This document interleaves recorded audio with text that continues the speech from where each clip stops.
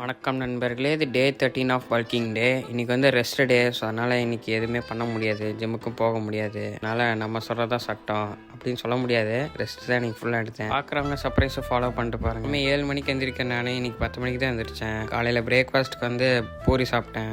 இனி போக போக மீல் அதிகப்படுத்தணும். ஸோ அதனால் பீனட்டும் ஆம்லேட்டும் மேட்சை பார்த்துட்டே சாப்பிட்டுட்டு இருந்தேன். தீந்துருச்சுன்னு கடைக்கு போய் முட்டை வாங்கிட்டு வந்தாச்சு. போன வாரம் எண்ணெய் தேய்ச்சது, அதுக்கப்புறம் தேய்க்கவே இல்லை. சரி, தலைக்கு எண்ணெய் தேய்ச்சிட்டு அப்படியே ஒரு மசாஜை போட்டுட்டு ஸ்கூலுக்கு ஒரு வேலையை போக வேண்டியது இருந்துச்சு. அப்படியே வாட்டர் வாஷ் எல்லாம் முடிச்சுட்டு தலையில சீவிட்டு கர்ட் மீல வாயில அரைச்சிட்டு ஒரு வழியா ஸ்கூலுக்கு வந்தாச்சு. சரி, மெமரிஸ்லாம் ஞாபகம் வரும்னு நினைப்பீங்க, ஆனால் ஒரு அளவும் இல்லை. காஃபி குடிச்சிட்டு படம் பார்த்துட்டு இருந்தேன். அப்புறம் சரி, வீடியோ எடுக்கிறதுன்னு தெரியும் ஒரு நாய்க்கு, இருந்தாலும் அந்த நாய் சிரிக்க வைக்குது. அது யாரும் இல்லை, அது எங்கள் அக்கா தான். நம்ம தலைவர் ரொனால்டோட மேட்ச் இன்னைக்கு கான்கோ கூட.